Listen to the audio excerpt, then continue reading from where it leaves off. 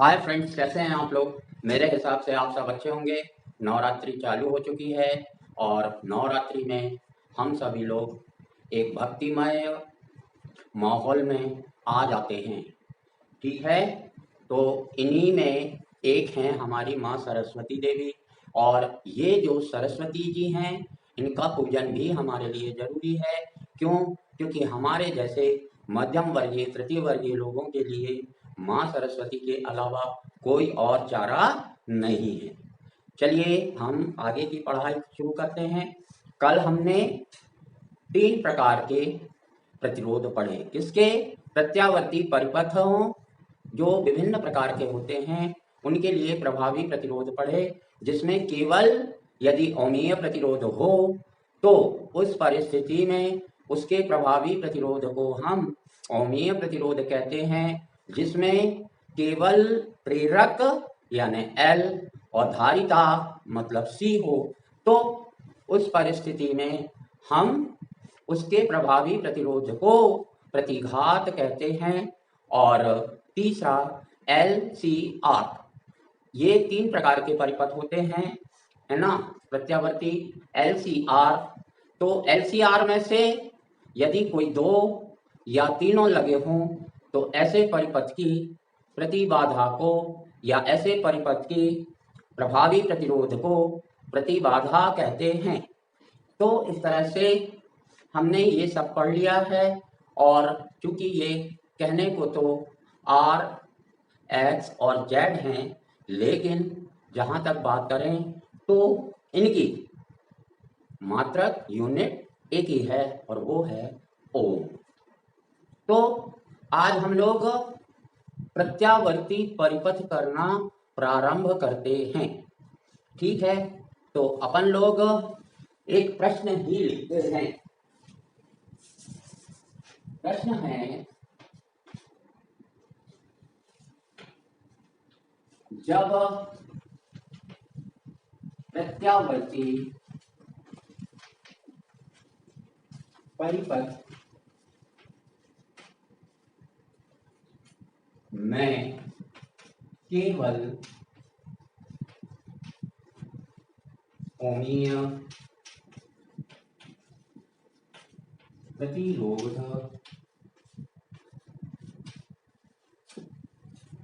लगा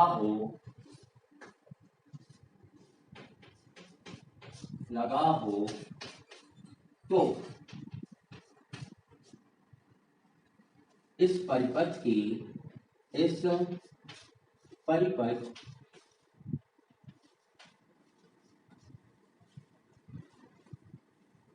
धारा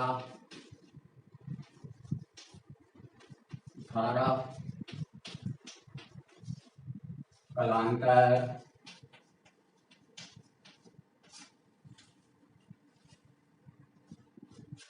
तीन प्रभावी प्रतिरोध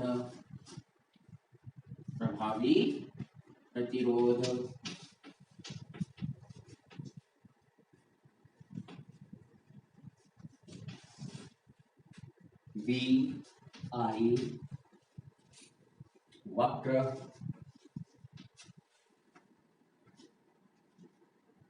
तथा फेजर सदिश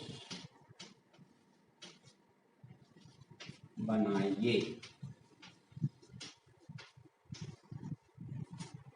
ओके, तो एक तरह से ये जो आज हम लोग कर रहे हैं ये अन्य परिपथों के लिए सैंपल का काम करेगा। सैंपल का काम करेगा से तात्पर्य क्या है बेटा? सैंपल का काम करेगा यानी एक उदाहरण होगा। समझ में आया? इसी के नक्शे कदम पर ये एक सांचा होगा और इस सांचे के आधार पर हमको सब कुछ बाकी के सारे परिपथ भी करने हैं। तो सबसे पहले तो हम क्या करेंगे? परिपथ निर्माण। तो हम क्या बोलेंगे? यदि प्रत्यावर्ती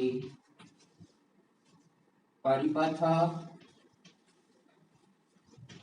में प्रत्यावर्ती परिपथ में प्रतिरोध पर प्रत्यावर्ती विभव भी लगाया जाए।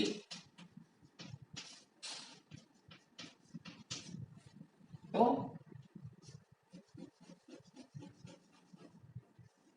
ये हो गया अपना प्रत्यावर्ती परिपथ, ये R है और ये है विभव V is equal to sine omega t. ये हमने लगा। अब ये ऊपर का इतना काम हो चुका। अब हमको क्या ज्ञात करना है? धारा ज्ञात। क्या ज्ञात करना है? धारा। धारा ज्ञात करने के लिए याद रखें कि प्रत्यावर्ती परिपथ में कभी धारा के लिए तीर का निशान नहीं लगा सकते हैं। क्यों नहीं लगा सकते हैं? तो उसके पीछे कारण होता है और उसका मूल कारण होता है कि ये 1 सेकंड में 50 बार दिशा बदलती है, बल्कि 100 बार दिशा बदलती है, कम से कम भारत के लिए। आई बात समझ में? तो आपको इस बात को समझना है, ठीक है, कि तीर का निशान प्रत्यावर्ती परिपथ में नहीं लगा सकते, और यदि लगा भी रहे हैं तो वो किसी क्षण किसी बिंदु की बात होगी, किसी क्षण या किसी बिंदु की बात होगी। तो इस कारण से इसमें तीर के निशान नहीं होते हैं। आप इधर ध्यान दीजिए।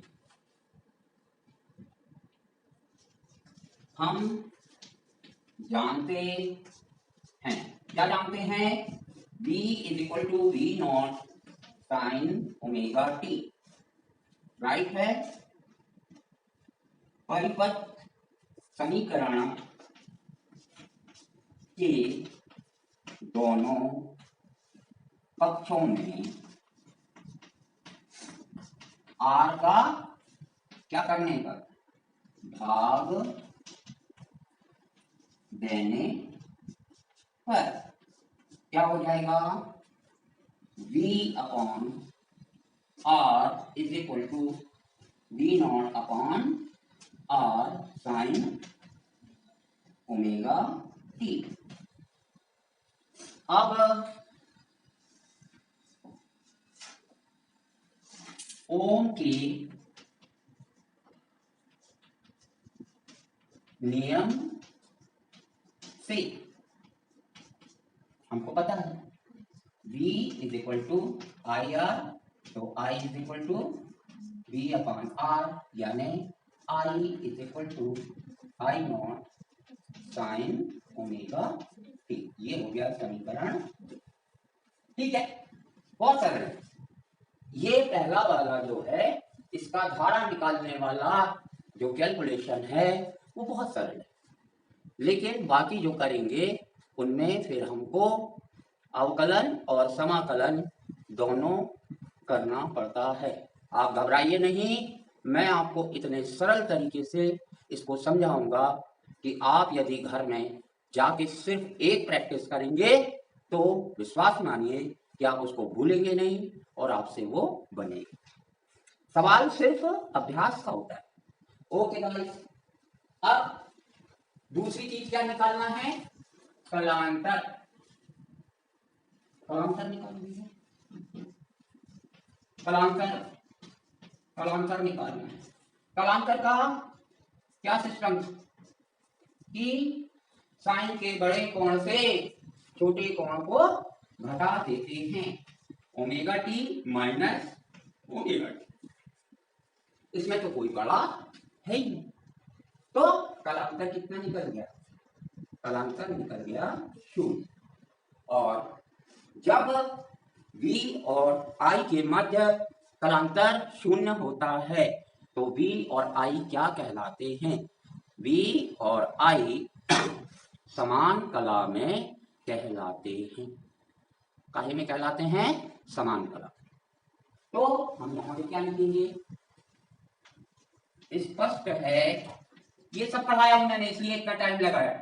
स्पष्ट है कि V तथा I समान कला में हैं। क्यों जरूरत पड़ती है इस स्टेटमेंट की? क्योंकि इसके बाद हमको बनाना है ग्राफ। क्या बनाना है हमको? ग्राफ बनाना है भैया। और जब हम ग्राफ बनाएंगे तो बिना कलांतर जाने ग्राफ तो हम नहीं बना पाएंगे। इसलिए जो भी सॉल्यूशन करते हैं तो ग्राफ बनाने से पहले V और I के बीच कलांतर ज्ञात करें। अब कलांतर शून्य है यानी समान कला में है। समान कला में है इसका क्या अर्थ है? कि जब विभव शून्य होगा तो धारा भी शून्य होगी। जब विभव अधिकतम होगा तो धारा भी अधिकतम होगी। जब विभव ऋणात्मक आयाम पर होगा तो धारा भी ऋणात्मक आयाम पर होगी। और पुनः ये दोनों एक साथ शून्य पर पहुंच जाएंगे और अगला दोलन प्रारंभ कर देंगे और ये प्रक्रिया उत्तरोत्तर चलती रहेगी। ठीक है, तो इस बात का विशेष ध्यान रखें। तब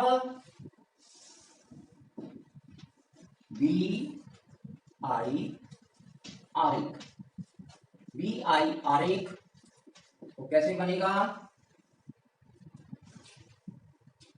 ठीक है, ओमेगा टी V और I। तो सिंपल सा है यार। और एक बात और सुनो, तुम लोगों को जो बात मैं सिखाना चाहता हूँ, क्या होगा कि अगर बिना सोचे समझे ग्राफ बनाओगे जैसा मैं बना देता हूं तो उसमें आप फंसोगे। उसके लिए सिंपल तरीका है कि यहां पर पहले बराबर दूरी पर निशान लगा लो।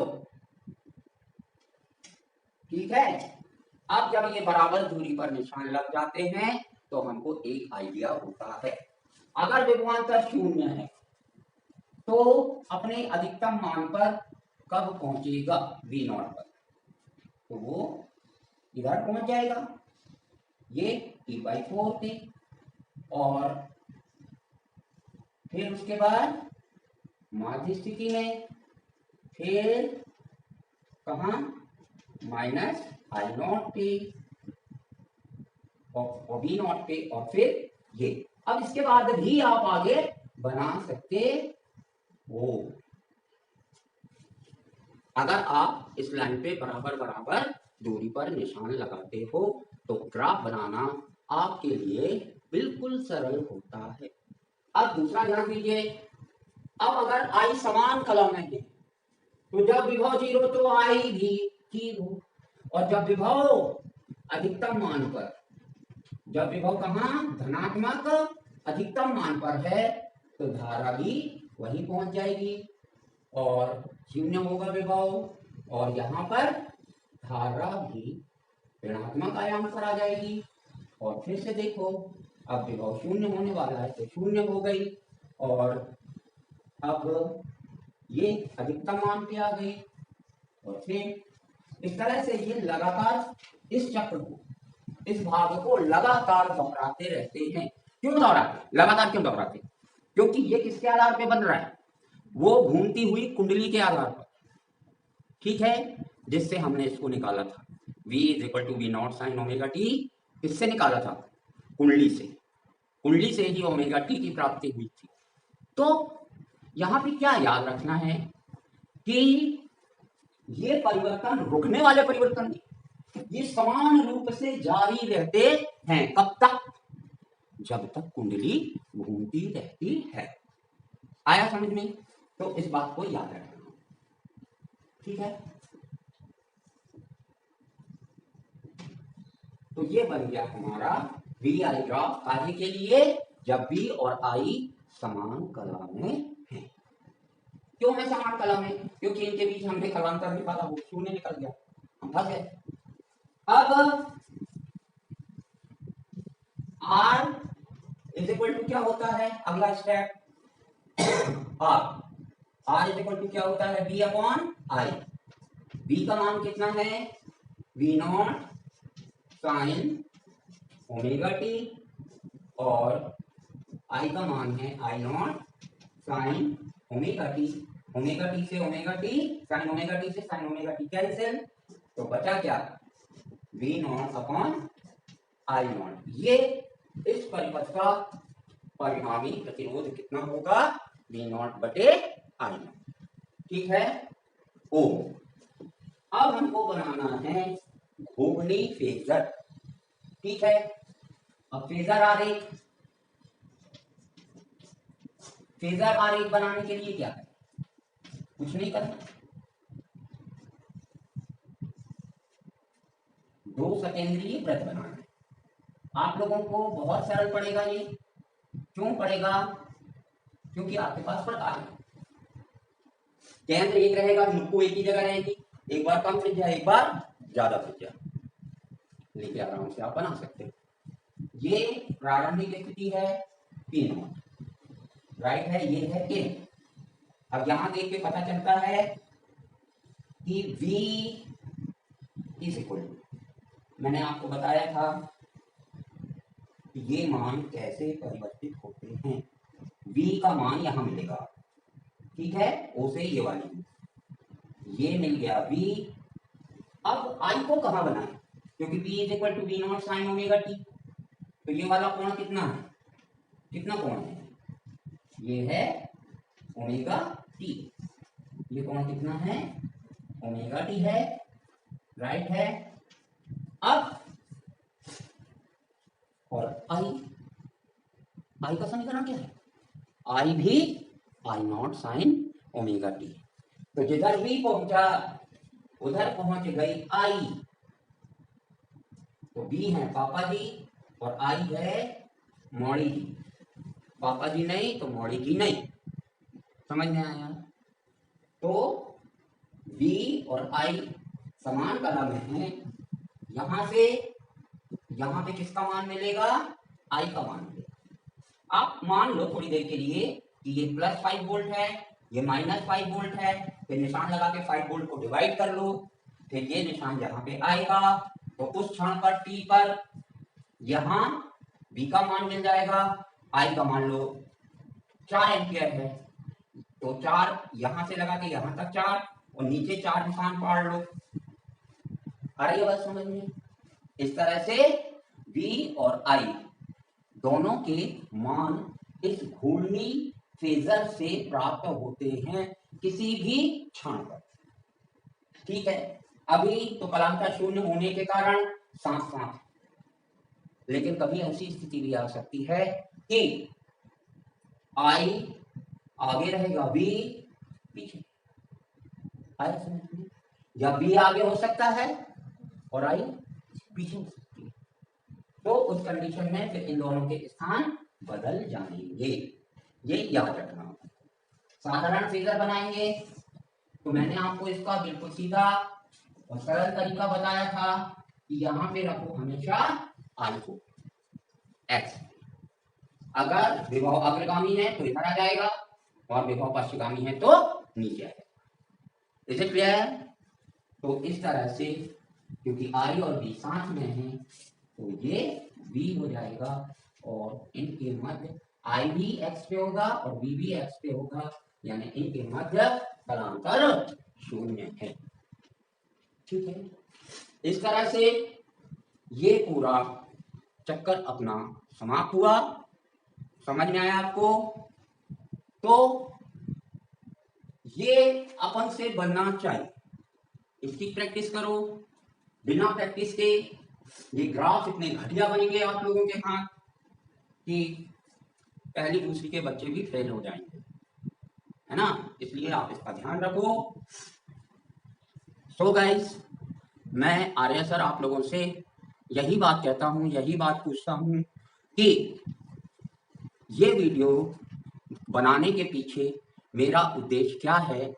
जहाँ तक मैं समझता हूँ कि मेरा उद्देश्य आप लोगों को स्पष्ट समझ में आ गया होगा कि ये मैं सीधे-सीधे वीडियो बना रहा हूँ ताकि लोगों को टॉपिक और चैप्टर से संबंधित कंसेप्ट यानी उसके मूल भाव और तथ्य समझ में आते हैं। तो ठीक है, टेक केयर। यदि आप लोग मेरी बात से सहमत हो तो लाइक करो, सब्सक्राइब करो, देखो। Okay guys.